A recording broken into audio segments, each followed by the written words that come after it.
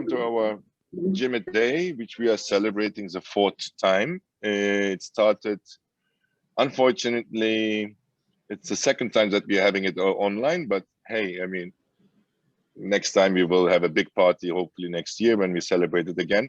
It's a joint organization that we initiated actually with SITE and with MPI as well as SITE. And it's the 4th year that we are celebrating. Right, Fayan, do you have anything to add? As my fellow president and my president as well in MPI. So this is going to be the shortest part of this session, actually. We just wanted to welcome you all. Very happy to have you with us. We have prepared a very valuable session for you, I believe. We have Rob Davidson in a short while, who will be talking about his views on Generation Z and their outlook for the event industry. Then followed by our young leaders. They are the members of SITE Turkey and MPI Turkey. Last year we had a session with them, and we just enjoyed it so much that we wanted to continue with it. It's always very refreshing and good to hear about their outlook on to our industry, to learn about their expectations, to realize that.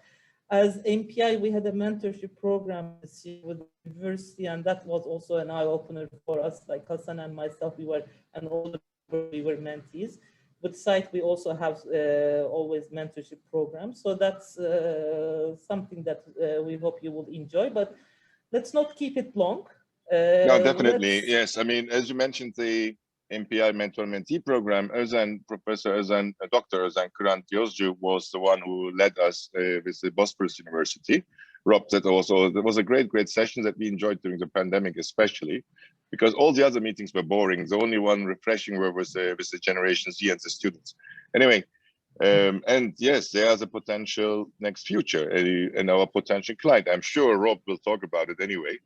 So Rob Davidson, Dr. Rob Davidson, I don't know if he needs an introduction, but he's one of the pioneers in our industry. He has 7 books about the mice industry, and I had the pleasure to meet him. I missed him at ICA, we were just talking about it, but I had the pleasure of meeting him during the convene meeting, and he promised me that he will come to Istanbul. Unfortunately, it's not this time, we don't count. It's not physical, but thank you for having us. Thank you for joining us today, Rob.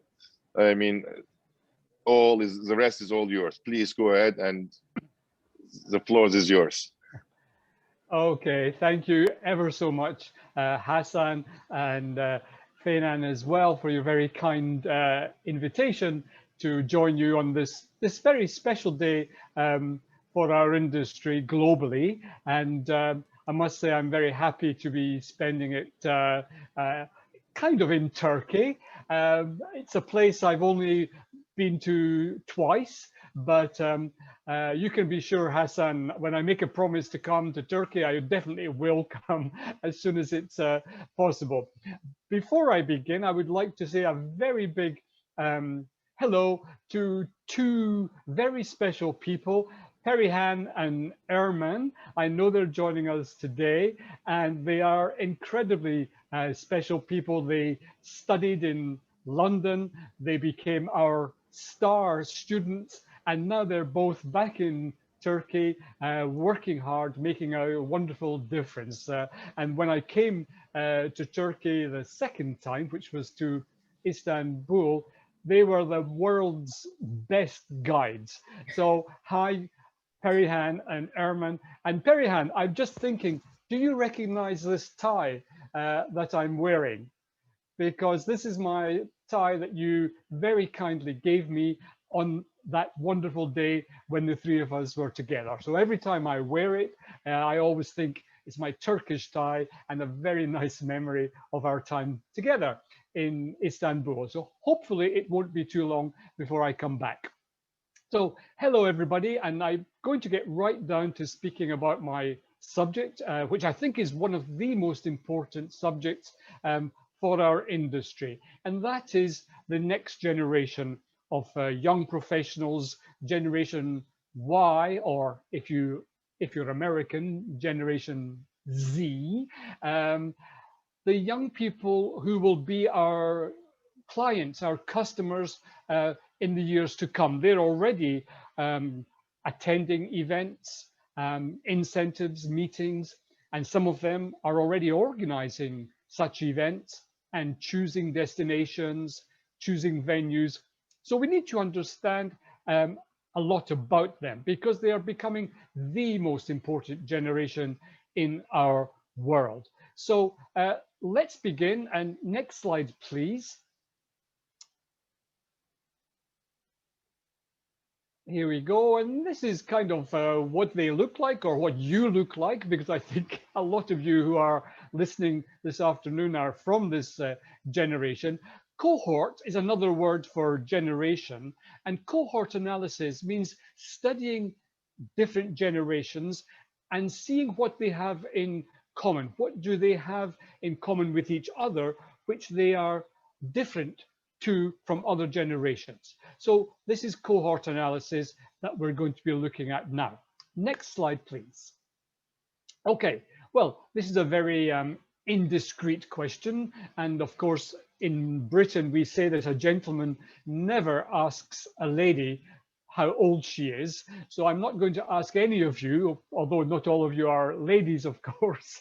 But Generation Y, if you look at that one, you can see that I'm going to be speaking about people born between 1996 and 2010. So they're not the youngest generation. They're going to be followed by Generation Alpha, but Generation Alpha, they're still very young. They're still at school. But you can see that the oldest people from Generation Z are already in their 20s, and they are important. That's why we're focusing on them today. They are replacing the previous generations in their importance. Next slide, please. So the baby boomers, which I must confess is my generation, we have been really important for the last 30, 40 years. In that time, the baby boomers have been in control of business, politics, the media, everything. We've been in control, but that's changing very, very quickly. You can see from the age that the older people in my generation have already retired, left the global workforce, and they are being replaced little by little by people from the younger generations, and notably from people in Generation Y leaving university and coming into professional life. Now, this is important because it means that the values, the beliefs, the preferences, the tastes of Generation Y and Z are gradually replacing my generation's values and tastes, etc. We need to bear that in mind. Next slide, please. And I like this quotation from Hira. She's an American generationalist. So she studies intergenerational differences for marketing. And she said this: we're moving away from the values, attitudes, and lifestyles of the once influential baby boomers. Hassan, that's me and you, towards the values, attitudes, and lifestyles of the younger generations. It's natural. This is what happens. Generations are like trees. They are born, they grow higher, they grow stronger, while the older trees fall down and are replaced by the younger trees. It's the most normal thing. It's very natural. Next slide, please. Well, in 2016, Business Life magazine began to tell us a bit about the Generation Z. At that time, of course, they were younger. They didn't all look like him, but it was the beginning of a conversation globally about this generation, focusing attention on them instead of Generation Y and previous generations. They were leaving university. They were becoming important consumers of everything, of cars, of houses, of clothes, and of course, of business events as well. So we need to understand them, ladies and gentlemen, And every industry I can think of in the world right now, including ours, is studying this generation, trying to get inside their heads to see what do they want, what will they buy, how can we market to them. And I want to look at how we can work with this generation in our industry. Next slide, please. If you forget everything else I tell you today, please remember this, that last year, of course, an important year for the planet, they became the largest generation. Almost 1 in 3 people on Earth now belong to this generation. That's a huge number. And that is why you need to understand them, because they're growing every day in importance. Next slide, please. So what do we know about them in general? In general first, and then we'll look at what we know about them in terms of what they want from our industry. But in general, there are some characteristics that they are unique to this Generation Z. They're very accepting of diversity. Many people say that Generation Z are colorblind. They don't notice the color of your skin. They don't care about it. That is their generation. They're very accepting of diversity, tolerance. They're very health conscious. They care a lot about the planet, of course, but also their personal health. We know, for example, that they drink a lot less alcohol. Far fewer of them take any kind of drug at all. Far fewer of them smoke. They wait longer before having their first sexual relations. They're very health conscious, and this makes them different to what has come before. They're very entrepreneurial. For many of this generation, their dream is to work for themselves, to create their own businesses, micro businesses, online businesses, this doesn't matter. Their dream is to work for themselves. And I saw a very interesting piece of research quite recently, which actually said that for Generation Z, that more of them are interested in creating their own business than going to university. Now that's serious. Perihan, we have to worry about that kind of thing. We're professors. They're entrepreneurial, they're self-learners. They want to learn, but like I said, not necessarily through universities. They want to make a difference in the world. They want to leave this place better than they found it. They have a strong ethical belief, but they do sincerely want to do something, and we'll come back to that when we look at what they want from conferences and incentives. Every generation is marked by a crisis, by a big event in their lives. And of course, for my generation, it might be the war in Vietnam. For Generation Y, it was probably 9/11. What is going to mark this generation? Well, I'm making some suggestions there. Of course, COVID-19, the climate crisis, Black Lives Matter, there are things happening that will shape this generation and their beliefs and values in the future. Next slide, please. Okay, well, now let's look at our business, our world, and what Generation Z wants from us. Next slide, please. Well, any event begins with marketing. How do we get people interested? How do we get them to notice our event and choose to participate? Well, they are a social media generation more than any previous generation. They use the social media for personal purposes and professional purposes, and they really, in many cases, don't make a difference between these two worlds. So the social media are going to be key in communicating with Generation Z. We need to be where they are. And they're not so much on my generation's platforms like Facebook, LinkedIn. Try Instagram, try Snapchat. That's where they're spending their time.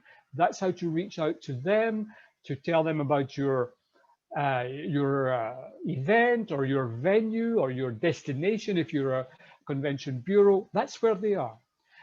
What do they want? They want content. I told you they want to learn, but they want interesting content. Unfortunately, this generation has a very short attention span. It's hard to get their attention and to keep their attention. And therefore, they want something fun, something funky, different. Try behind the scenes stories, you know, little videos of how you're preparing the event, how you went to a tasting session to decide what people are going to eat at the gala dinner, for example. Give them some behind the scenes stories, making the badges. You know, it sounds trivial, but that will be fun for them. It will keep their interest. Some exclusive information that they can only get from you. But above all, ladies and gentlemen, they listen to each other more than they listen to us. They listen to other Generation Z people. So testimonials, young men and women who have been at previous events that you run or who have come to your destination and enjoyed it, get them to write, or better still, simply to make a recording. 1 minute is enough, telling the world what a wonderful time they had, what a great place Antalya is for an event, and so on. Generation Y will listen to that more than they listen to us. Next slide, please. Okay, well, this is a word to remember: multidisciplinary. As I told you, this is a generation which combines their professional and their personal lives every day. And when they come to one of your events, yeah, of course, they want to learn something that's going to help them professionally. They want high quality networking, high quality content and speakers, but you know, they also want something for themselves. They want a bit of fun. They want to make new friends. They want to learn new skills. It could be how to cook Turkish delight. So it could be a skill not related to their job at all. Personal growth is important to them. So think about that when planning the content. More than anything, they want opportunities to speak to each other. They are interested in being part of the show. Yes, they will listen to speakers, short presentations, by the way, but they want to be part of the show. They want an opportunity to share their own experiences, their own knowledge with other people at the event. Small groups, focus groups, work groups, anything like that will be attracted to them because they want to be part. They are not passively going to sit there listening to speaker after speaker. They want to be part of the show. Next slide, please. Another word, experiences. We're all supposed to be living in the experience economy, and this generation in particular, they're looking for more than just content. They're looking for memorable, positive, unique, authentic experiences. And I put this in just for a joke, but they want to look good on Instagram. It's not only a joke. They want fun things. Look at this event with the fireworks. You can be sure that if Generation Z are there, they're doing selfies. They're telling the world, oh my goodness, we're having a fireworks display over the Bosphorus. They're going to be attracted to those visual, individualized experiences. Now, important word number 3, festivalization. They go to festivals, music festivals, rock festivals, jazz festivals, and they have the most wonderful experiences at these events. They have high expectations, ladies and gentlemen, and they're coming to your events with those high expectations. So let's look at the festival industry, cultural events, and see what we can bring into our events that Generation Z will enjoy. Next slide, please. So here are some suggestions. Edutainment. Speakers who are informative and knowledgeable, but who are also fun, who can give their speech with a bit of humor, a bit of fun, small anecdotes, for example, high energy, but above all, shorter presentations. Vibrant visuals, this is a very visual generation. Strong images are the way to get and keep their attention. Not too many words on those slides. Interactive slides so that they can ask questions. They can be part of a poll, a survey, an opinion survey, for example. Get them busy with their gadgets, their mobile phones, asking questions, tweeting questions to the board. But useful information above all. They want to move up, move on in their careers. They will judge your speakers like that. Next slide, please. Again, they want to contribute their own ideas. Networking time is important to them, and they want to see the place. They don't want to come to Turkey and to spend 3 days inside in a venue with no windows. They want it to feel like a Turkish event. They want to look out of the window and see something unique. They want tours, they want local culture, they want to meet local people, in particular in incentives. Volunteering, we're going to come back to that because that's something I want you to remember. And simple downtime, resting, chatting, networking with each other. Next slide, please. So I think we're going to see less of this in the future, well, for many reasons. The classic conference, one person on stage, many people passively listening. I think the format of conferences is going to change quite drastically, not only because of this generation, but of course, everything that's been happening in the past 13 months. Next slide, please. More of this, more flexible formats for conferences, chat show, TV chat show type formats, with instead of a speaker on his or her own, a moderator sitting in the middle with two speakers having a chat. They're still sharing their content, but it's more relaxed, it's more laid back, and you can see the screen above them using something like Slido. So the audience is part of the show. They're firing questions at these speakers. We're going to see more of this, more flexibility. Next slide, please. We call them campfire sessions, and they're very attractive to this generation. They're smaller, they're more intimate, and they're more democratic. Everyone has a chance to speak, to share their opinion, their knowledge. Those are valuable parts now of any conference with young people. Next slide, please. And I put this in because this is not only a generational thing, but I think that, you know, you're living in a country with a long summer every year. Your climate is enviable. When I'm looking out of my window now in London and it's grey and damp and wet, you know, who would not want to be in Turkey? You have outdoor spaces, and they're very attractive to this generation to be closer to nature. But don't forget, given the problems of COVID-19 and the importance of good ventilation, I think you're a country with lots of venues where they have gardens, terraces, balconies, where people can go out, network, have a coffee, and enjoy it. Next slide, please. More of this, of course, hybrid meetings. This is the most important man in the room. He's recording it, broadcasting it to a much wider audience. I'm working on a large research project at the moment, a survey of European convention bureaus, and the one word that's mentioned more than any is hybrid. The future is hybrid, and this generation want that. Next slide, please.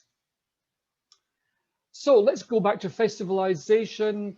It's an event, a business event, which is festivalized, which includes these new kinds of elements, music, a bit of comedy, food, fun food, even movie screenings. This is the kind of event that will be attractive to this generation. Yes, they want good information, best thought leaders, but they want fun, they want personal growth, at the same time. If you want to see an example or two examples of events which I think have been very successfully festivalized, South by Southwest and C2 Montreal. Google them, YouTube, and you'll get the picture of what I'm speaking about. Next slide, please. Well, if I do look out of my window, about 1.5 kilometers from here is this venue, Alexandra Palace in North London. And my gym is just behind it. And I was going to my gym in 2018 one day, and I saw this conference was running there, ASOS. Now, I'm sure many of you know that ASOS is a global company selling online clothes. And I thought, ASOS, one of my neighbors right here, works for them. So I said to him, oh, were you at the ASOS Assembles? That's the name of their annual conference. And he said, yeah, Rob, you should have come in. It was incredible. It was really the best corporate event we've ever had. But I couldn't go in because I don't work for them. But now we're going to look at a very short video which shows you how this ASOS Assembles represents, in my opinion, one of the best examples of a festivalized conference. So let's look at the video now together. Next slide, please. What you gonna do? You're my discretion, no sin. I feel you on me when I touch my skin. You got me hooked and you're reeling me in. Good morning, ASOS, and welcome to the Alexandra Palace for the 2018 ASOS Assembles! Breathe. I'm not in love, it's just a game we do. I tell myself I'm not that into you. Streets Kitchen is London's leading homelessness activist network. And what we do is we serve hot food and hot drinks on the street, and we're really hoping that ASOS employees will become a part of that.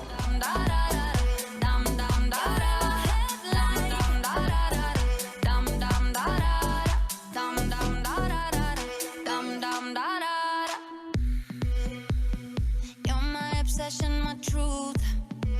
I come alive whenever I'm with you. And now I've dialed your number again. And you come over and over, and then you're on my mind like a song that I can't escape.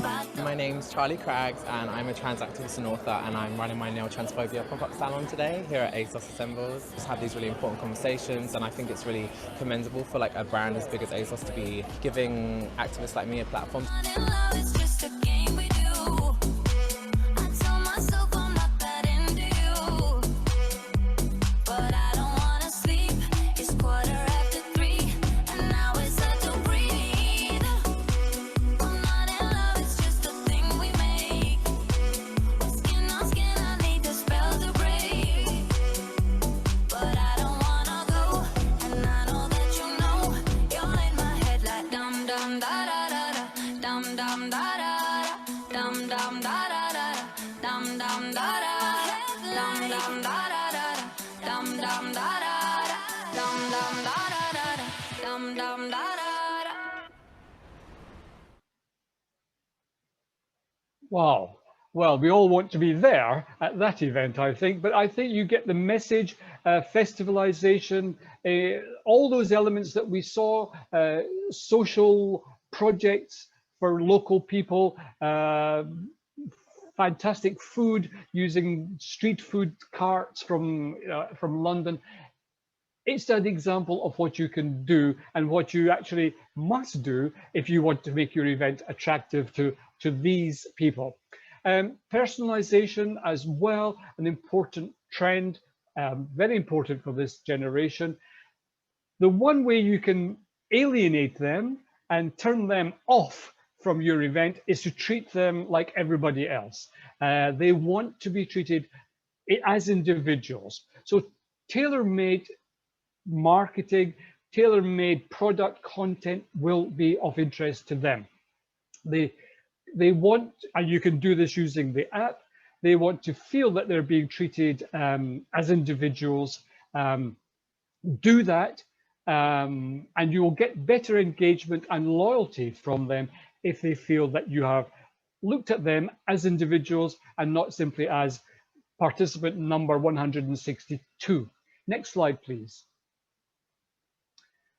Well, I want to just emphasize this because particularly for incentive travel, we've already seen this trend growing with Generation Y, but Generation Z really are motivated by corporate social responsibility, leaving a legacy, making a difference, leaving something behind at the destination.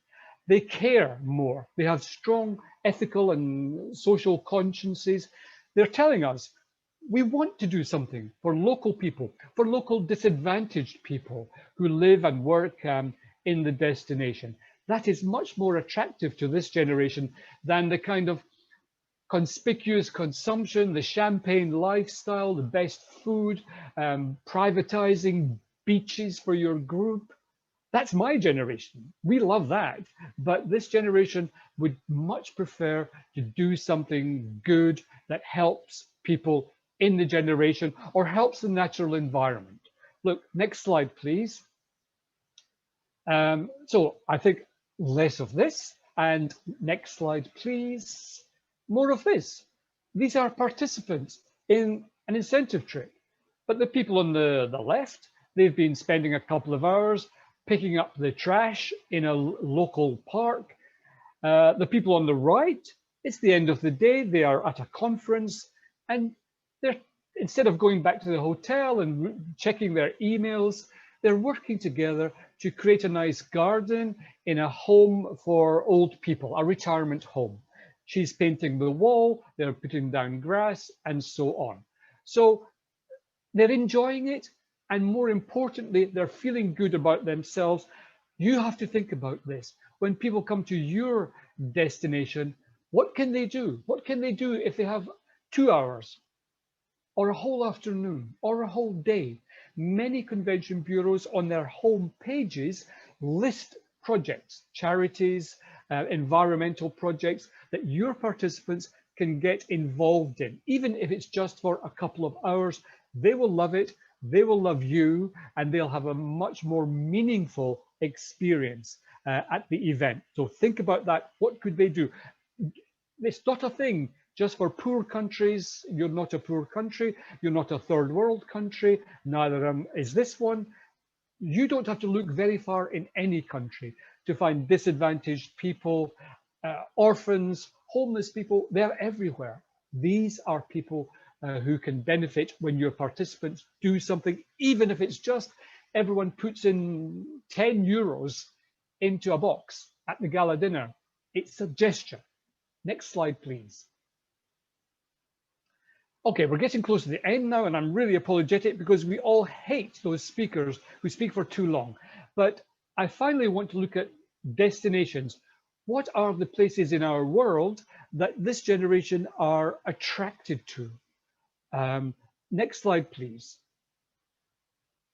Well, one place we can find out something useful is from the organization NextPick. They're a bit like Airbnb. They're a global network of accommodation providers, and every year, except last year for obvious reasons, they do a survey of Generation Z, asking them for their favorite cities, which are the most attractive cities for this generation. And on the screen here, you can see the 4 categories of elements that are important to Generation Z when they are choosing where to go. Now, we don't have time to look through them all, but these are their values, ladies and gentlemen. These are what they want when they're traveling, when they're choosing destinations, when they're choosing whether or not to come to your event. This is the kind of element that you should emphasize when you're marketing it. Next slide, please. And just to feel a little bit proud, I can show you this is the top 10 of destinations that are attractive to Generation Z. According to the survey, and there are other surveys, by the way, in this survey, Istanbul is number 104. So opportunities for improvement there. But I think it's interesting to see the places, the cities that they are most attracted to. Next slide, please. A final word I want to leave you with is this one, leisure. Of course, it's a combination of business and leisure. And it's big for Generation Z. They are the generation which is much more attracted to this leisure than previous generations, even more than the generation before them. 66% say that given the chance, they would like to prolong their trip, their business trip. They would like to prolong it for leisure, for fun, for culture, for sport, and actually for destinations. This is a marvelous opportunity to get people to spend more time and of course more money in your destination. So again, when you're marketing your events, tell them what's happening in the destination just before the incentive trip or just after the conference. That will boost their interest. If they think that right after the conference, they can go to this fantastic open air rock concert, they will be much more motivated.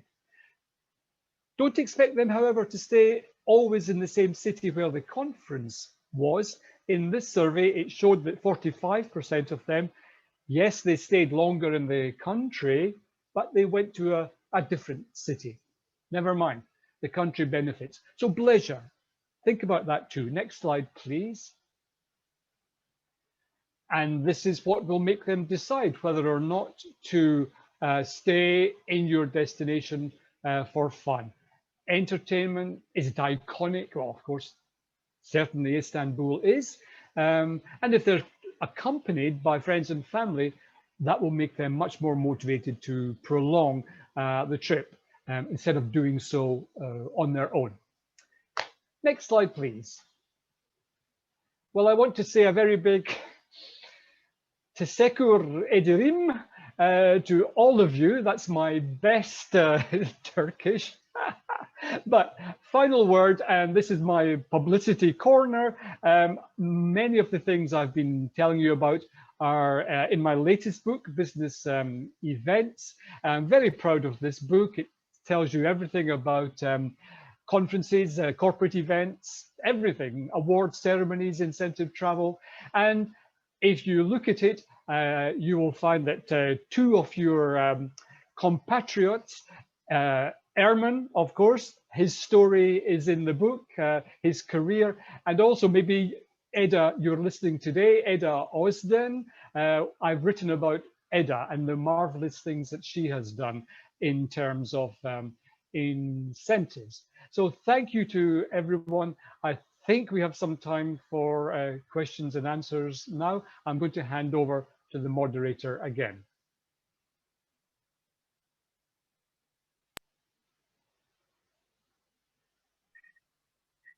Fayan, unmute yourself.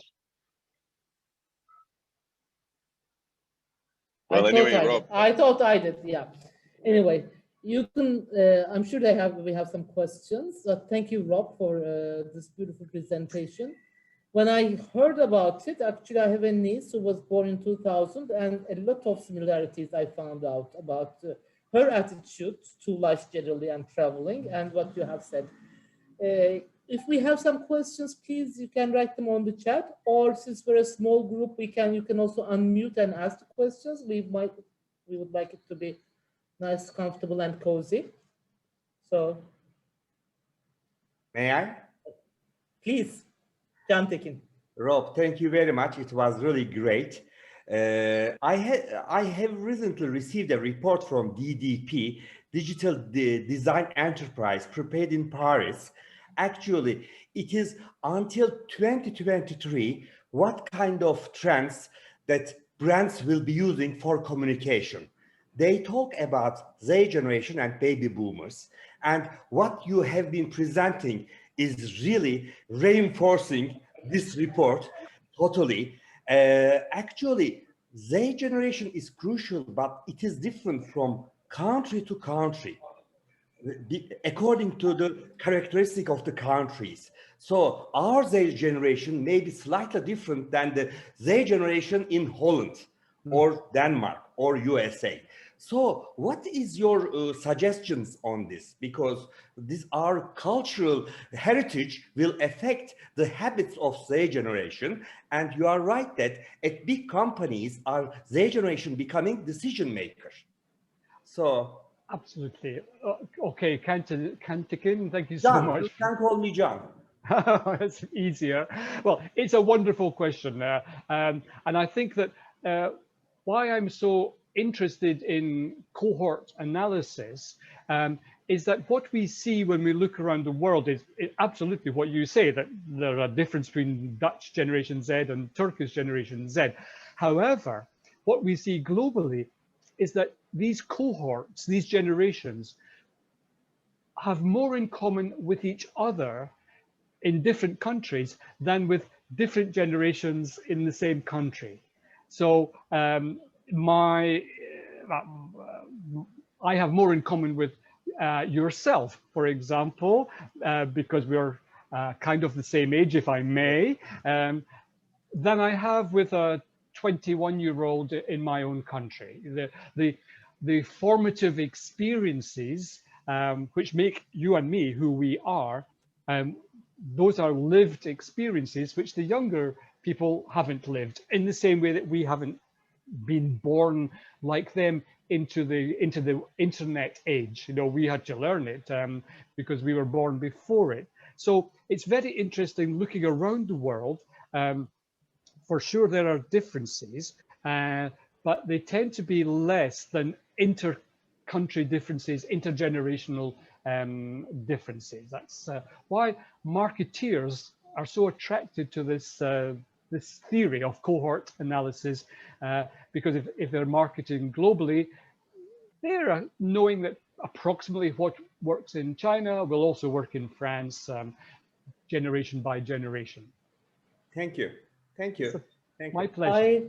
I think Özen Hoca, Dr. Özen has a question to ask, I believe. Thank you very much, Rob. It was really fantastic and a very good presentation about giving details for Generation Z. So I am also very curious about your research for the Istanbul destination, why it is in very lower places. So I think perhaps I'm just asking if it's possible to look for the research results again, and what are the gaps and also disadvantage that we lost in this research.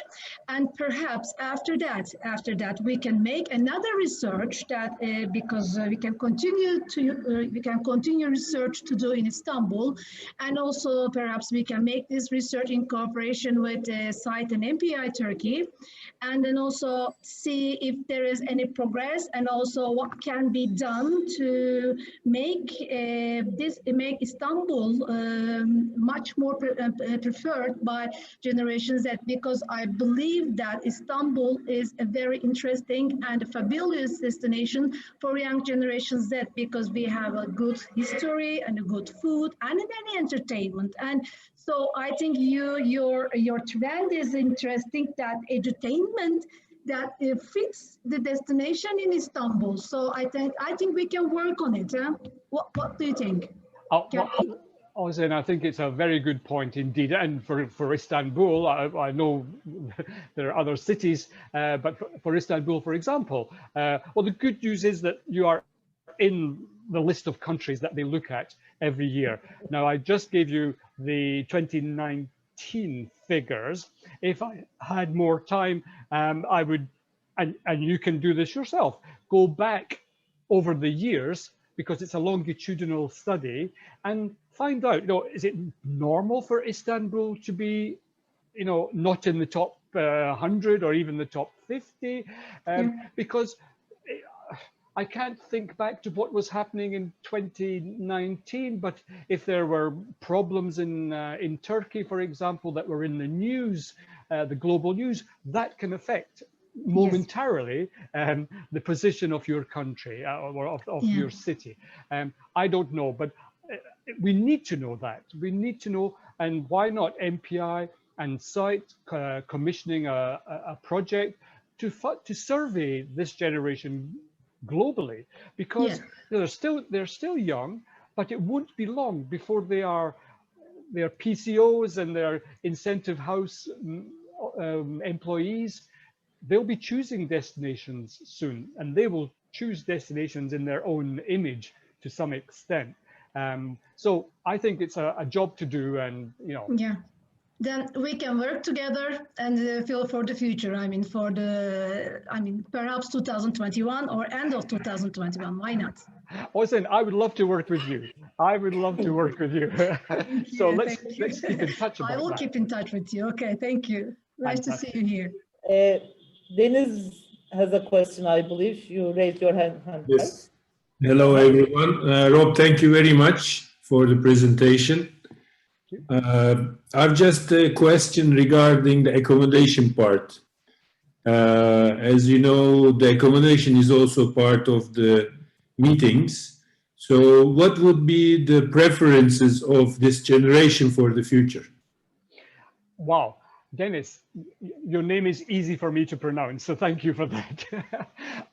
It's interesting. I see the word that they use a lot is this word funky. In other words, colorful, different, edgy. Now, I'm sorry for using these words which are not in everyone's vocabulary, but edgy means a bit different. In my generation, I'm so happy in a 4 or 5 star hotel. It'll put me in a Hilton. It's predictable. It's corporate. I know what I'm doing in those big chains, and when I'm traveling on business, that's always my preference. This generation Z, they're looking for something more. They're looking for do you know the W hotel chain, for example? Pure Generation Z. A lot of life in the reception area, in the lobby, games. They want to meet each other. Don't expect them to spend a lot of time in their rooms, because they won't. Don't think about putting entertainment movies on the TV for them, because they won't be watching it. They bring their own movies on their laptops, and they're going to be in the lobby more than anywhere else. They're not looking for the last word in luxury. They're not particularly impressed by 4-star, 5-star. In some ways, and this is a more general point, I mentioned that luxury lifestyle there, the champagne, the privatized beaches, especially with the year that we've all had. I think that element will be out of fashion for some time. It will be almost like bad taste to be too extravagant and too obviously consuming the best food, the best champagne. I think about a survey I saw last year, which said that Generation Z, the majority of them, and it was the big majority, I can't remember the figure, but it was the big majority, would much prefer to have a low-key, simple gala dinner and to make a big contribution to a local charity. That was a real yes for this generation. They're not comfortable with what I've called conspicuous consumption. They'd much rather be doing something simple, something ethical, and feeling good about themselves for doing that.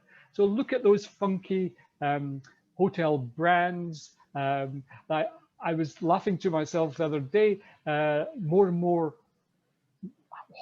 people's homes, people's apartments are being used, or were being used before last year, as meeting venues.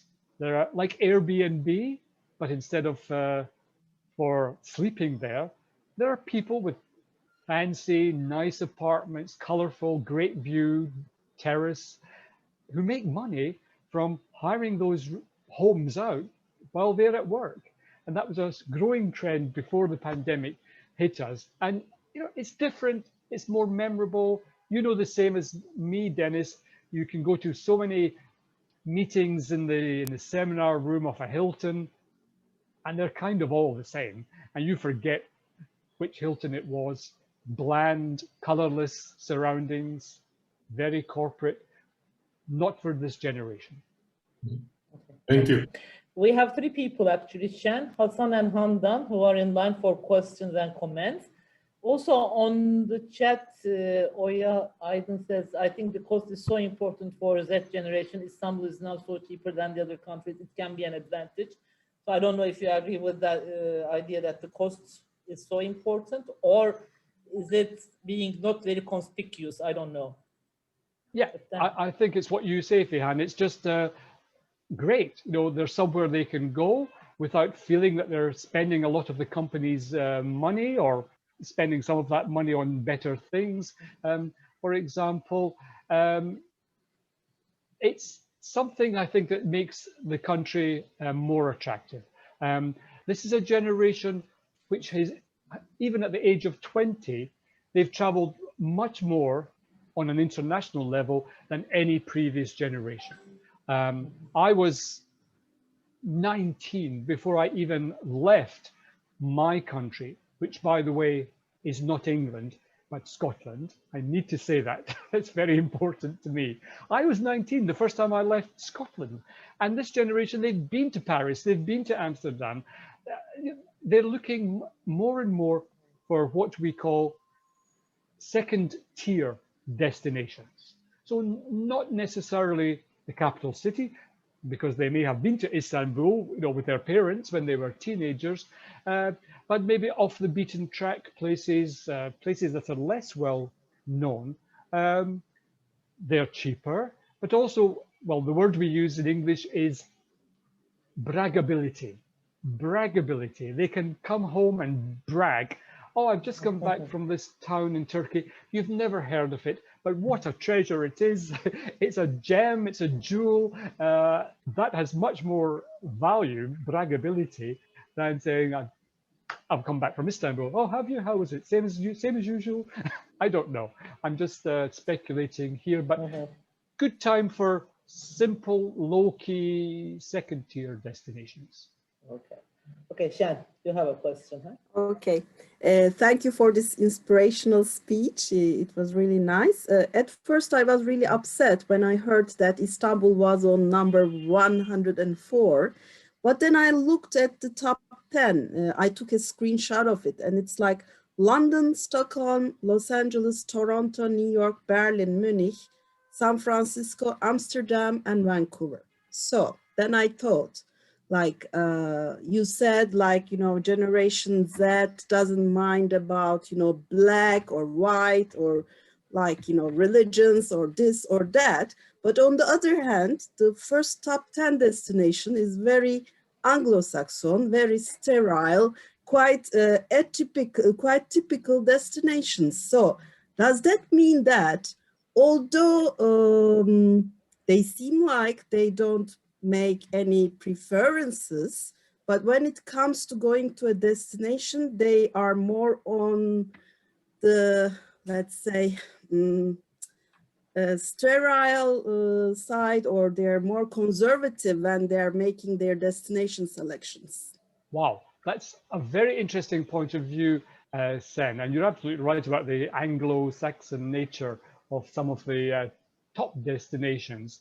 But I think anyone who's spent even an hour in London will see that it's actually that multiculturalism that's very typical of this this city. I have students, they came from Poland a few years ago, from a university in Poland, and my job was to show them around London. And after a few days, I said to them, oh, how do you like London? And one girl said, oh yeah, yes, we like it very much. She said, a lot of black people in London. And I said, yeah, we have a lot of black people, and Asian people, probably much more than in Poland. And she said to me, I think the majority of people in London are black. And this made me laugh so much because it's very far from being the truth. The majority of people are like you and me. But it was her perception that made me laugh. But I think that multiculturalism is certainly an attractive feature for this destination. So although some of those cities like Vancouver as well is in an Anglo-Saxon country, again, when you go there, it's that multiculturalism, which I think gives the city something attractive to this generation, a vibe, an atmosphere that they enjoy. They enjoy seeing Chinese food and Italian food and any kind of food and all those different kinds of music at the destination. I think it's a plus for them. Yeah, well, actually, I'm one of the frequent guests to London and Britain in overall. I've been at least like 10 times or more. It's one of my favorite destinations as well. So there is no doubt that, London is on the top, that's for sure. But, all the other cities are like, they are all European cities as we see. So they are not adventurous in that sense. There is no like, Prague or Budapest or Moscow or St. Petersburg. I'm not talking about Istanbul, but there aren't any destinations where they could see a different culture or a different architecture, different food. They're all maybe there is another catch. Let's move to Hassan because we're running out of time. And then we have Handan.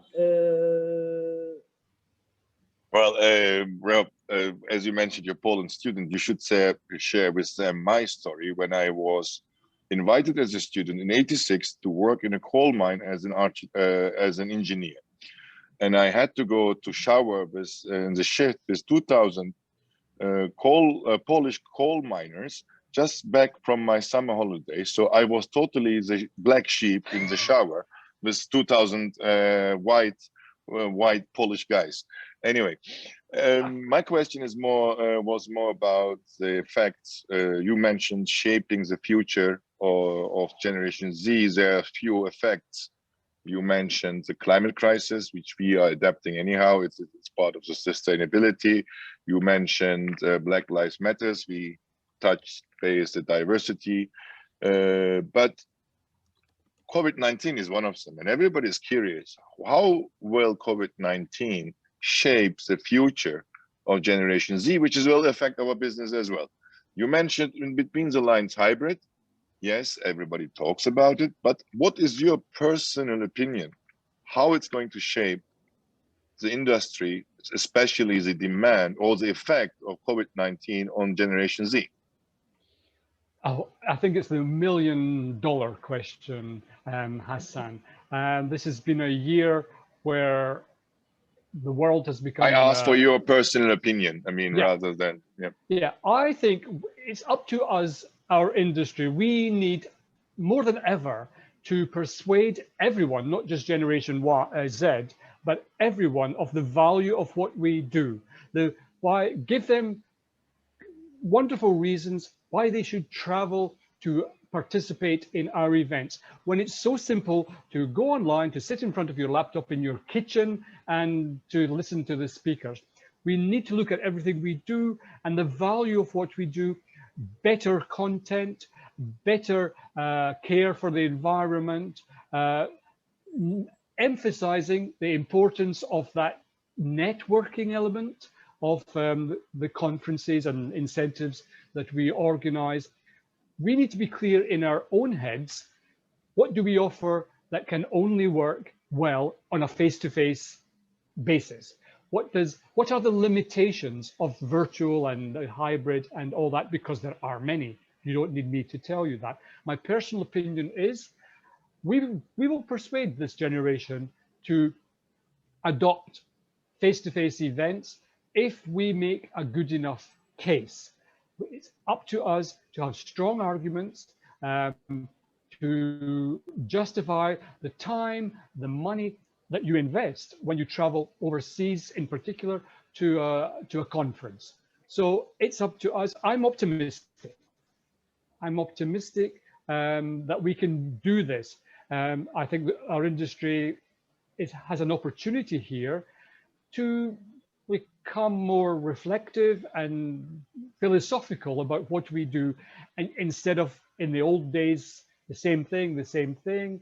We need to look at fundamentals and the value that we offer.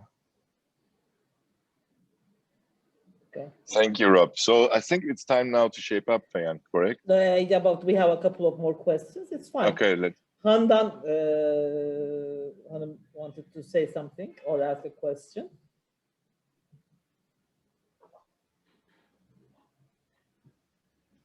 You're on mute. You have to unmute yourself, huh? Yes. Hello, everyone. Hello. Hi, Rob. Hi, Handan. It was great listening to you and all these comments and questions. Actually, when we were talking about, this is not a question, I just want to comment on this, the ranking and Turkey being one of four, and all these things, are subject to change, of course, but also it indicates certain reaction and reflection of how the youth generation Z, or maybe then after the Alpha, which is going to be totally different, I suppose, look at the destinations. These are our future decision makers, but these are our future, tourists. Let's put it in a very general name. Our future visitors. So it's really very important how to attract them. In that sense, I believe that, they have because I have a son of 22 years old, they have a very open mind and very, how shall I say, sensibility to the environmental issues first, transparency second, stabilization of the politics, and diversity, inclusion. So how the countries approaches to these issues is very, very important for them. They are not apolitical, they are quite political. I don't mean like political sense, but very aware of the globe, how the politics are done, and and they have a sensitivity towards that, and they make a final decision. Like many countries, they stopped making positive decision for Turkey in the past because of unpolitical stability. So actually, these were in the past. It's not only Turkey is going through that. Many destinations had these problems, being unstable and this and that. Now everybody's hit by COVID. But for future generation, I think we need to have a very like-minded approach from and taking them into our industry, which is very difficult at the moment. So we actually discussed about how to appeal them as a destination, but we need to appeal them as an industry as well as a human resources, which seems quite challenging at the moment. So that is my comment. But there is always, there's no hopeless thing. It's very exciting issue actually, and to bring them as human resources to our industry. I was going to ask post-COVID, but Hassan touched upon that subject already. But I don't see much difference in that sense, as long as we can create attractivity. I don't know what you would think about that, being an attractive destination on the virtual level, because I think this physical level is $1 million question, but on the virtual level, I know many destinations are working on the virtuality, to promote the destination. Maybe that's going to be the future. I don't know what you would think about that. Thanks very much. That was my comment. Thank you, Handa. It's very interesting what you say about that generation from your perspective and your son. You have first-hand knowledge of that. How to make the destination attractive virtually? I think it's like making your conference attractive. In the publicity, it's behind the scenes things. It's looking at what they do, what they want, where they hang out. They don't want the kind of classic tourist information that my generation got. I mean, Istanbul for my generation is way up there. You know, it's where everyone wants to go. The battle is won as far as the baby boomers go, but we're getting old, and the battle must be fought again with the younger generation. So I would definitely emphasize the diversity of the city, and you know, the back streets, the fun, the surprises in the city, the green areas, this kind of thing. Give them some reasons to come. Make them curious, I would say, and they will come.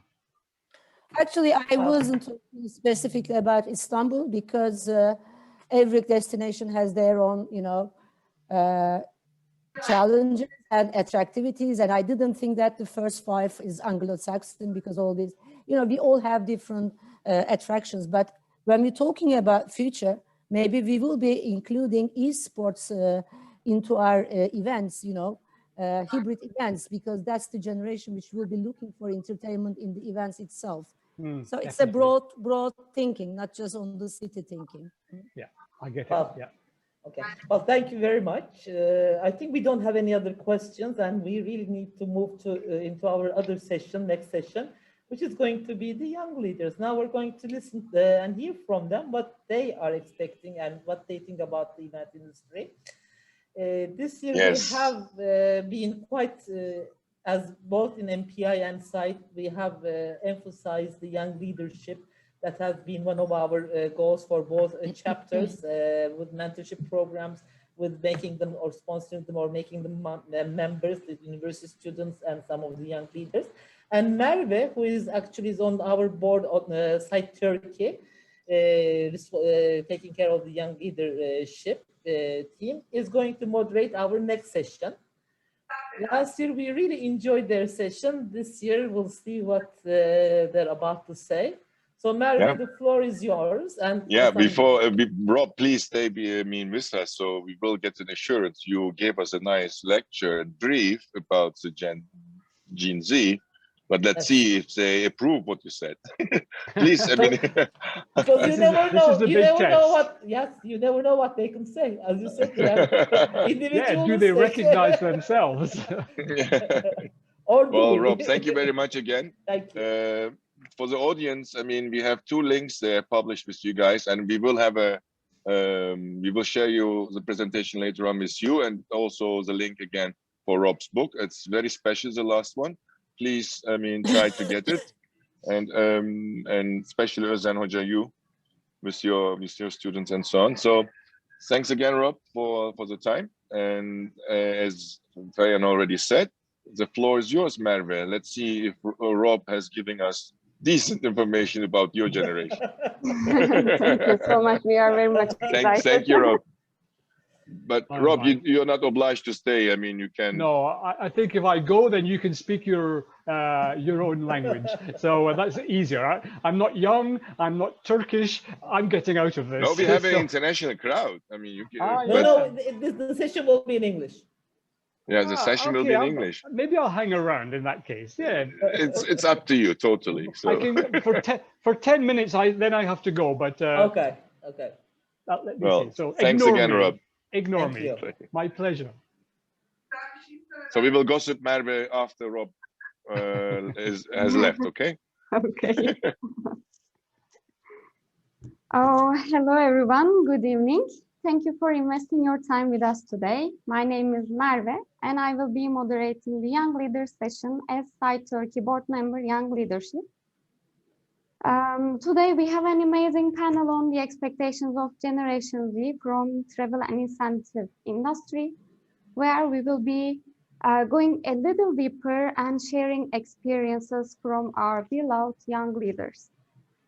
Without a doubt, there is a new era ahead of us with its challenges and its advantages. As Dr. Rob Davidson mentioned during his session on designing meetings and incentive events to motivate Generation Z participants under the light of COVID-19, there are lots of things to be understood and to be adapted. To survive in the industry, it's needed to get more familiar with the words such as be leisure, and edutainment. We will also touch briefly on the same subject. During our session, we kindly ask you to think about how many of you have already worked with Generation Z and will work with them as a customer or a supplier. Today, our goal is to raise awareness about Generation Z's needs by creating a bridge between Generation Z and Generation X, and even between Generation Z and Generation Y. Here we have marvelous panelists consisting of Site Turkey and MPI Turkey young leaders. Before we kick off the conversation, I'd like to introduce them briefly. Burçin and only Burçin, sorry. Burçin, students from School of Tourism and Hospitality, Marmara University. İlke, Serdar and Pelin, students from Department of Tourism Administration, Boğaziçi University. Mine, project manager at ODS Turkey. Gökhan, sales manager at Gloria Hotels and Resorts. Yiğit, director of operations at Verus Internet Solutions. Our first panelist is Yiğit. He is quite a new member of tourism industry despite his past experience in software. His specialty is event tech services. Shall we start, Yiğit? Yes. Hi, everyone. So let me just please allow me to share my screen.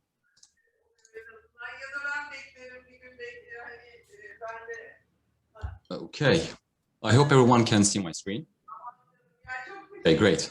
So again, thank you for the introduction, Merve. Hello, everyone. My name is Yiğitcan, and I am the Director of Operations at Verus. As this is the Young Leaders session, I went and chose a younger photo of myself.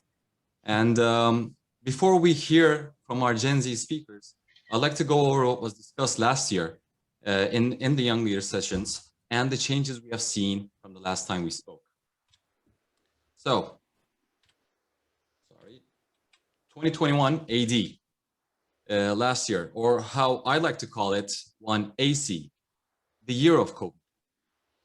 So in last year's Young Leaders session, we talked about the characteristics of Gen Z, the technology use and importance within the MICE industry, and the place of virtual events in MICE, a place where we are now able to quantify. In 1AC, as Verus, we hosted 145 meetings, conventions, and exhibitions, over 1,500 exhibition booths, and around 250,000 attendees coming from 130 countries. Now, for a moment, let me put that in perspective for you.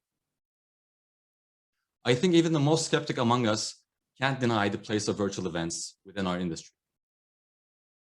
1AC was about spreading the word, the ability to relay your message to as many people as you can, however you can. But 2AC is going to be different. Our very first virtual event was named Staying Human. I really couldn't make why they want to name it like that, but as time passed, it made more and more sense. The event was also in Latvian, so that was also a challenge. As we move forward to 2AC, more and more people ask for more interaction or more private face-to-face networking abilities, even though it's through a screen, like Dr. Rob has mentioned. With all of its challenges, we, the people, wanted to get close as we can to the human experience that we are used to. But that experience will need to change. Gen Z's making up a staggering 25% of the global workforce. To elaborate on these changes that we will need to get used to, I'd like to invite Pelin and Serkan to the stage. Hello, dear participants. As members of the Gen Z, we like to share what we expect from the meeting and event industry, and we prepared a mini slide for this. Gen Z is the most diverse, socially and environmentally conscious generation who are born in a digital world. They are tech savvy and they love to demonstrate who they are and what they like to do. We know that as generations are changing rapidly, it's not easy to catch up with their expectations and wants. But we believe there are certain features that are essential for meetings and events in order to attract this upcoming generation. Today, we will highlight some of the points that we consider important for attracting Gen Z. These are active participation, social media, authenticity, brevity, and the social media integration. In the upcoming slides, we will try to explain these points in the details. Now, Serkan will start with the active participation.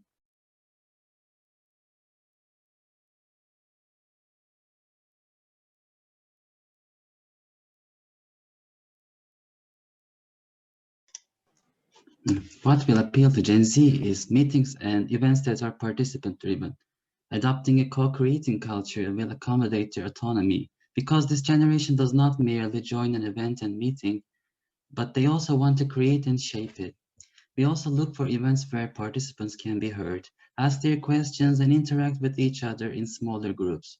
We expect less time given to presentations and keynotes unless they are actually interesting. At the same time, events can be made more interactive with fun activities like contests and mobile games, because as we all know, having fun is indispensable for this generation. Tangible tech and purpose-built apps can be used to both entertain and teach, and to keep information in memory. In today's rapidly developing technology, innovative tools suitable for the purpose can enrich the activity. We can enrich the activities. An example may be an Instagram contest of best selfie for each session, and the winner gets a fancy prize. This will both create an interactive atmosphere and also create a social media presence for the event. Or a pop-up trivia quiz can be integrated into a presentation, and the audience can respond from their mobile devices, and this would energize them. As Gen Z, we like to be surprised. So experience creation and offering a unique event experience has become a very important aspect. According to Ryan Jenkins, Millennial and Generation Z expert, 87% of the meetings and conferences worldwide are held at hotel venues and conference centers or resorts. Apart from the classical meeting spaces, meetings held in authentic places that are carefully prepared and arranged will ensure that participants have a more enjoyable time. And these unique venues will enable this experience to stick their mind. At the same time, virtual reality can be used to ensure permanence of this experience, especially since the generation that was born into this technology. Being able to surprise them will increase their participation in meetings and the quality of the experience too. Of course, the meeting does not only consist of a meeting area, and networking places are also very important, because the participants are not only there to listen, but to experience the whole atmosphere and the environment. So choosing a unique and tender location for events will make participants promote the event deliberately on their social media accounts. Remember that what's unusual or quirky will appeal to Gen Z. Generation Z stands out the generation that pays most attention to health and deals with their well-being in a holistic way. We can feel this by offering healthy snacks and appetizers at breakfast. One of the most critical points is indeed social media integration and interaction. It is important that the contents about the event are shared on the right social media platforms. Posting on Facebook and Twitter will not be very effective in attracting Gen Z to the events. Instead, the main platforms they use, such as YouTube, Snapchat, and TikTok, can be preferred. Interesting hashtags can be used to allow participants to share, so we can reach younger generations quickly. But this point is important. Gen Z wants to receive feedback. Leaving the shared hashtags unanswered will create disappointment, and at the end, it will prevent them to share again. It is ideal to dedicate some resources, such as creating a social media team to engage in giving responses to the reactions of the participants on social media platforms.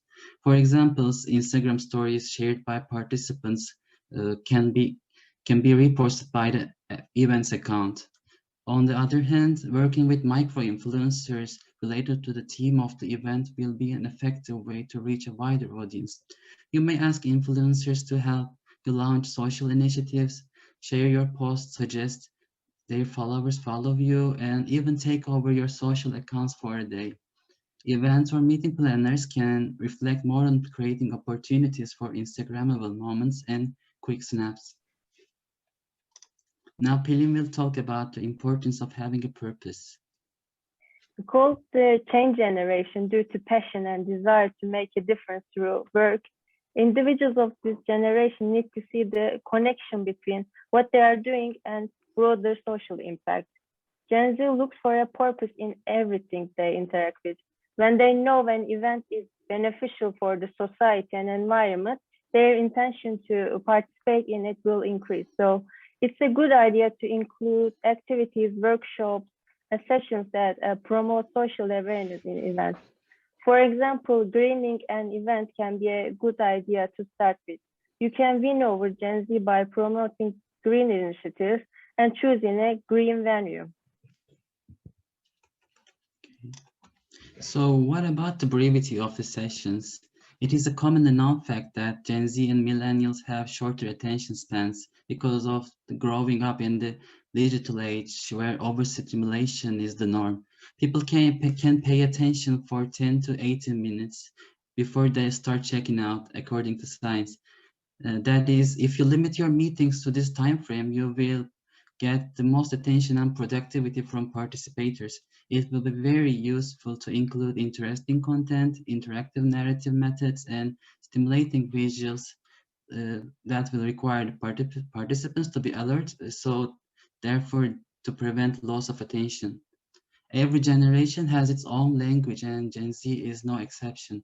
They especially like using emojis, memes, and animated GIFs and other visual medium. If the presentations include these elements, you have a greater chance of catching their attention and sustaining it for the period of your communication. So let's talk about what can be done for online events. In more than a year since the pandemic started, the MICE industry has been severely affected, as well as the tourism industry. People might think that virtual events seem like a cutout for the participation of this techie young generation. However, it's not really easy to motivate Gen Z to participate in virtual events, considering their low attention spans and excessive distraction in the home environment.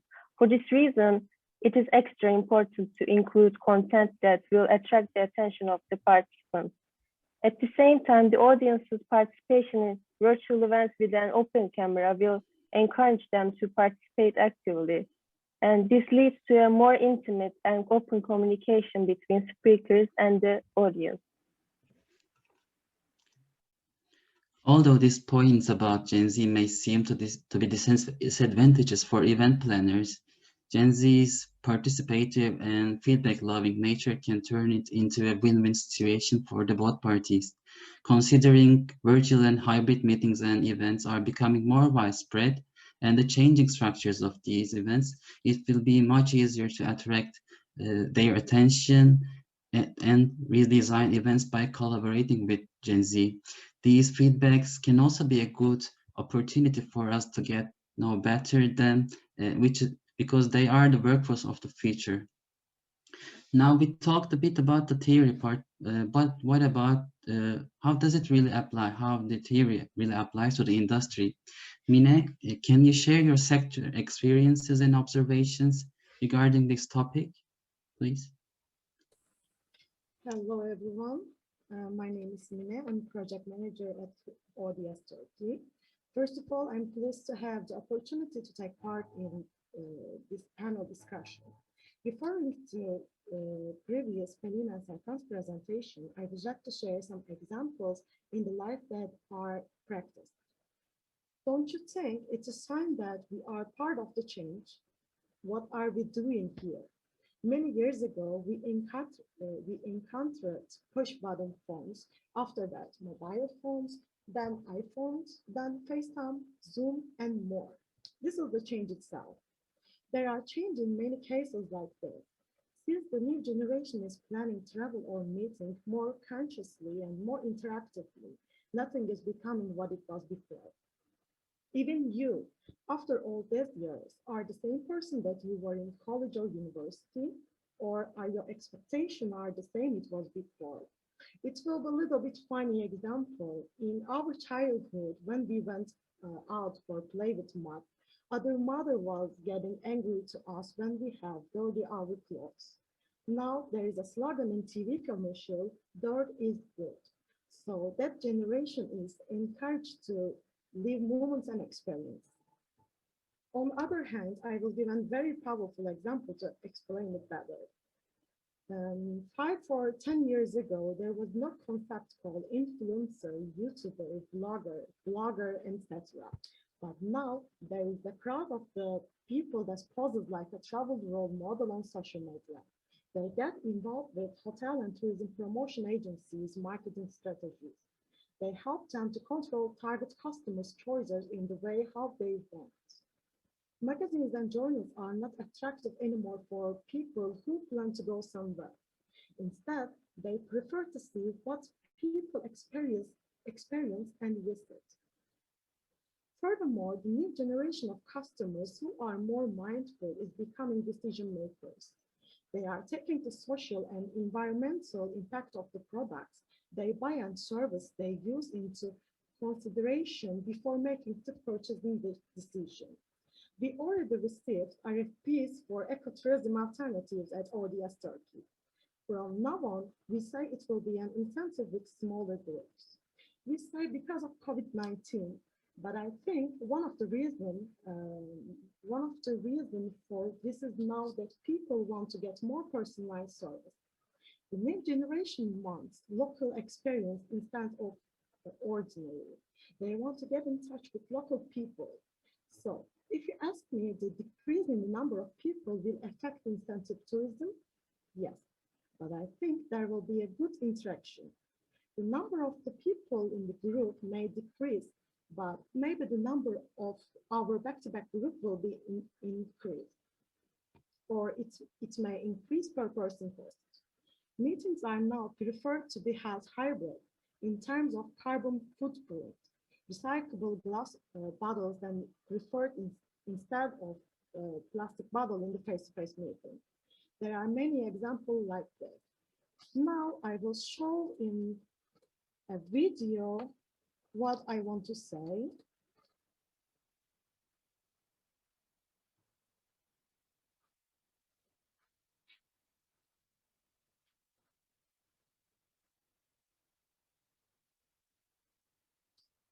So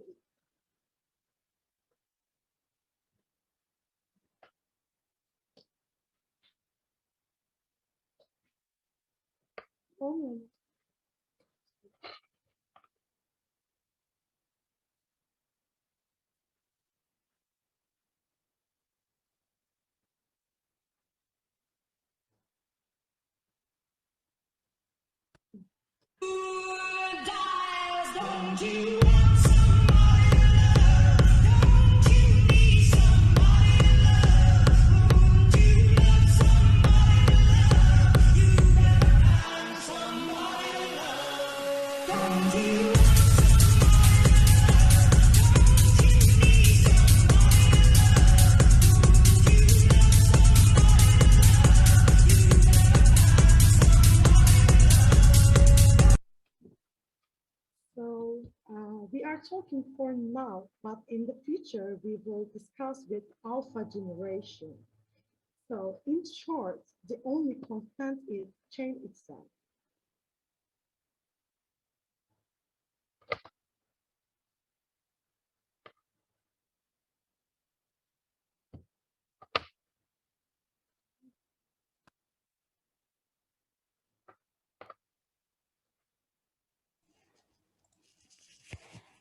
Thank you, Mine.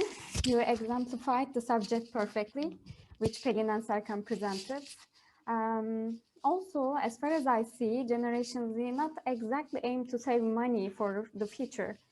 They more tend to spend money to contribute their personal experience. They don't hesitate to spend if it's worthy. And yes, those are direct impacts on us and on the tourism industry. Gökhan, in the light of your 17 years of experience in the industry, do you think there is a noticeable difference in the customers' demands? Thank you, Merve. My name is Gökhan. I'm working for Gloria Hotels and Resorts since 2012, and I would like to share my few ideas about this industry for generations that as well. But I didn't prepare a presentation as my friends did, because I mean, I want to share my real feelings about this generation, Merve. If you want me to explain a few subjects for you. And first of all, I want to say that I'm working with 3 people here. They are from 25 and 20 to 29, and they are very enthusiastic people. And now I want to talk about 2 different subjects. First, how can I say, the customer side of this generation, and the other part is our colleagues. First, I mean, I want to say that this generation now traveling alone, about like 50% of them started to travel alone now, and they want something different from the hotels. Especially, you know that I am working from Antalya, not Istanbul, but I want to say about my destination as well, because as you know that we are resort hotel. So in this industry now, because before I start to talk about this, I want to say my old manager saying that he was always talking about, if we have a request from a customer, we need to reply this request in 24 hours. But now in this generation, they need an answer even not from email. They want to answer from WhatsApp now.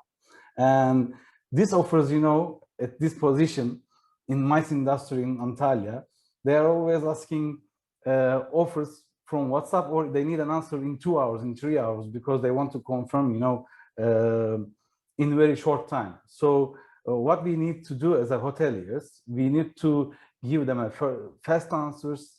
We need to convert our resorts, our hotels to what they need. Because I mean, if like 5 years ago or 10 years ago, we were just having a riders from the customers, or this generation. I mean, like as I am 33 years old, and we were having very proper riders from our clients. But now, if we see this, I mean, the requests are changing now, because this generation Z is having many different requests from us. For example, they want excellent internet connection from us. All right. I mean, this became a very, very important. I don't want to say a problem, but it became a very important situation, because now all these generation, I mean, even after Z generation, they are born with a device, and this device is a mobile phone, right? This mobile phone is very important for them, so they want to live with that, and they want to stay alive with this device. So they are always thinking that they cannot live without their phone. So now they want to charge their phone in all the places now. I mean, even it doesn't matter if you are a 5-star hotel or 7-star hotel, if they don't have a charger everywhere, it doesn't mean anything for them. They need to charge their device, they need to be online, they want to share their ideas from social media. That is why, I mean, we need to convert our hotel to this generation, because this generation will be our potential guests I mean, in 10 years regarding to our research. So I want to say a few more things. I don't want to take your more time because I know that I have limited time. So if what about the mice industry side? They want to have more techno launch instead of having a meetings in convention centers, because now in this time we are having a lot of requests like not as we had before. What I mean they have new activities, I mean the new generation activities instead of, you know, we have a game centers. I mean I'm sure that most of you guys have been visited Antalya hotels. As you know that each hotel has their own game centers, right? But these game centers are not enough for them right now because they are thinking that they need a techno launch or they need a, you know, real game centers. I mean, like they want to fight, they want to, you know, be online, and they want to have real game centers. Now we are changing this game rooms for them. Or they don't want to have their meeting in convention center. They want to go out. They want to have a new team building activities, but not like old before, like we did like 5 years ago or 10 years ago. They want to have recreative activities. So they are asking Apple's Siri or Amazon's Alexa in their room. It doesn't matter for them if you have a like, you know, full of drinks in your minibar, or, you know, if you are a ultra all-inclusive hotel or not, because they don't want to drink too much. They don't want to drink just little, but they want to have a fun, and they want to have a, you know, they are not spending money for food and beverages at the moment. They are spending money to have a motivation in their room, right? I mean, because of this, now I think Ilke will tell us her more ideas about education, about Gen Z. Ilke? Hi. Sorry. I'm İlker Erçakar. I'm senior student at Boğaziçi University in Turkey. Last term, we had a mentoring program in one of my classes, and it was a great opportunity to be a part of this mentoring program for me. And our mentor was Mr. Hassan, and he has great experiences in tourism industry. In our classes, we just learned the theoretical parts of the tourism industry, but with these mentoring programs, I gain an idea about how is the real tourism industry. And I can truly say that this program widens my horizons about the tourism industry, about the real life. And our team was making the necessary research, and then we met once in a week with our mentor to discuss what will we do about our project. And then he gave us some opinions, especially about the contents of the events. And we wanted to prepare a creative incentive plan. And after 3 months of this process, we present our project to the mentor jury, and we became the winning team. And I can say that I loved being a mentee because I realized how much I could learn from this mentorship process. And when you get into the mentoring process, it's a situation where you really need to take your time, and you demonstrate the value and importance you give to this process through the time and effort that you spent.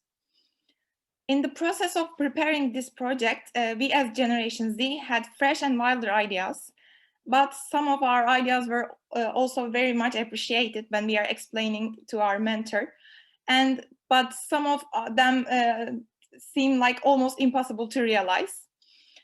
In such cases, we were maintaining the balance with our mentor, and thanks to his industry knowledge and experience, we predicted how many of these ideas we could realize. And of course, we could not always reach the same results and decisions. In some cases, we had very different ideas, and we were having problems, especially when we are picking the destinations in our tour plan. And there were situations where we had generational conflicts due to the fact that we and our mentor are from different generations. And while our mentor wanted to choose an option that he thought would be less risky for us, we thought differently. And we as Generation Z wanted to be different. And instead of applying what other groups might think, we tried to create more different content for our projects. And for me, the most important thing is in this mentoring process was our communication with our mentor. We can reach and ask all of our questions to our mentor whenever we want. And also setting a Zoom meeting was so easy. Being in an online period helped us about managing this process, actually. And in the mentorship program, if the communication process is quick, this means that your project performs better. And I also want to add, lastly, other than the project, I felt relieved when I was able to consult my mentor about the future of the industry. And he shared his information about the tourism industry, and it was a great chance for all of us. Thank you. Thank you, Ülke. And me as well, I did participate Site Turkey Mentor-Mentee program during my university years. And thanks to that, I realized there's a massive industry called incentive. Unfortunately, a big part of the syllabus of the universities is based on hotels. While we are coming to the end of this session, I will pass it over to Burçin. Burçin will share the role of a tourism student in society. Yeah. Hello, everyone. Good evening. Before getting started, I just want to say thank you for this opportunity because it's so glad to talk behalf on my generation about tourism. Thank you for that. And second of all, I just wanted to introduce myself a little bit. I'm the site young leader in this group, and this is my last semester at Marmara University in the field of tourism and hotel management. And also I'm a Fulbright scholar, former Fulbright scholar. And also I have graduated from Scottsdale Community College under the Community College Initiative Program in 2020. So as Merve said, today I'll be talking about the role of Turkish tourism student in the society and the existing of incentive competence. So I will start with one simple question. How do you describe tourism students right now? So as we have limited time, I will get your answers maybe later on.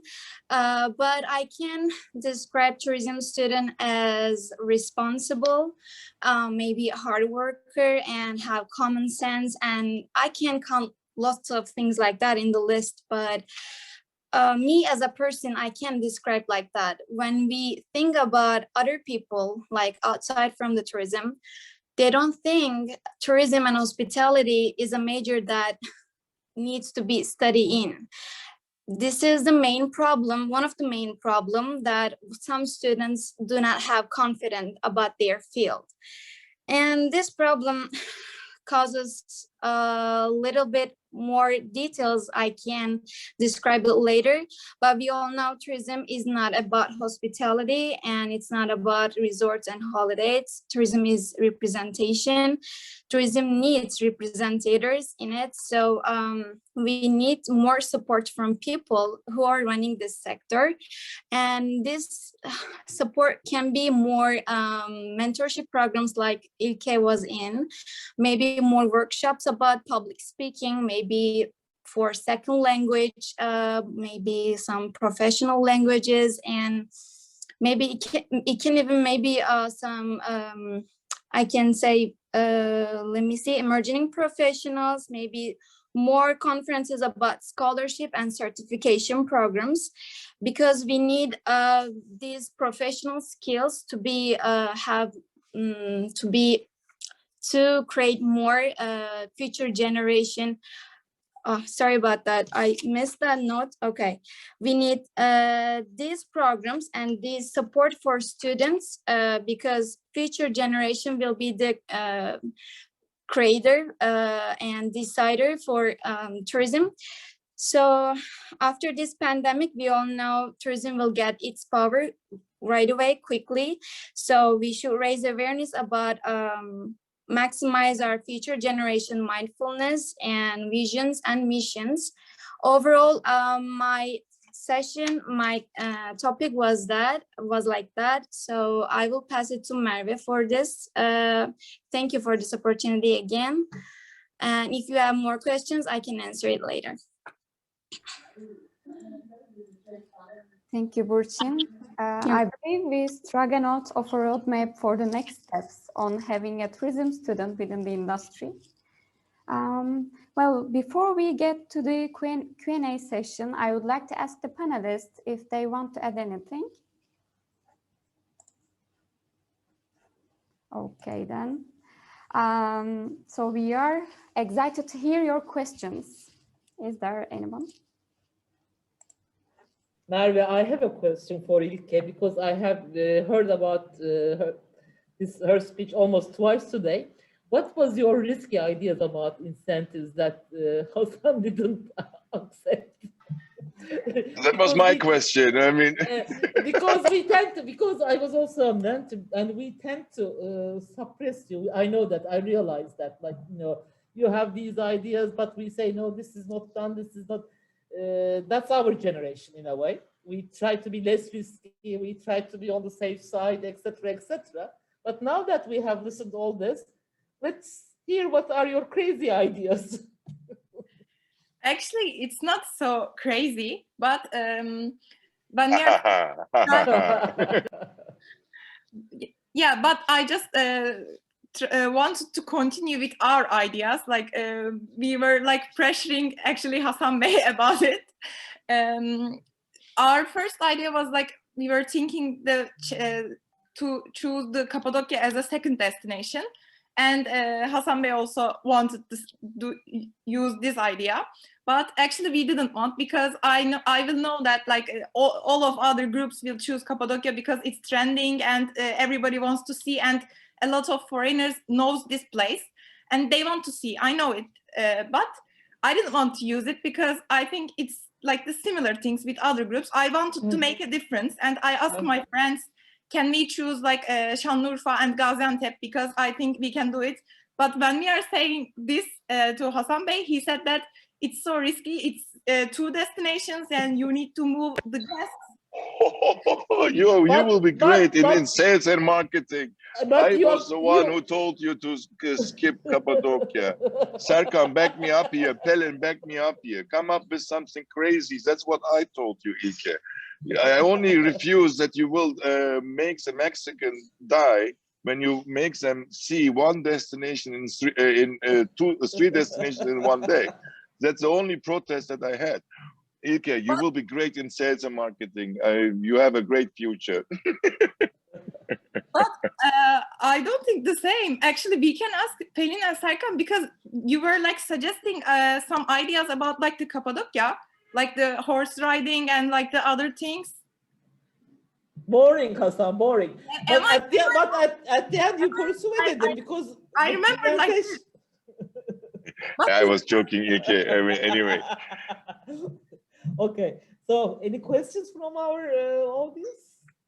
Maybe more about... Well, I have a question, not to my mentees, because they they traded me. It was more about somebody who said Gen Z doesn't want to collect money, or they want to spend their money. I mean, I think I'm also Gen Z as well in that purpose. So I never managed to have some savings on the account. So I am also a Gen Z in that respect. But I like what Burçin said about the future. There are a lot of nice certification programs that you can take part, and we are happy to support you in those. In both ends, MPI and SITE have great programs, especially MPI in that sense, where you can benefit in your career, and which we both, as the 2 associations like SITE and MPI Turkey and SITE Turkey, we are keen on developing that further.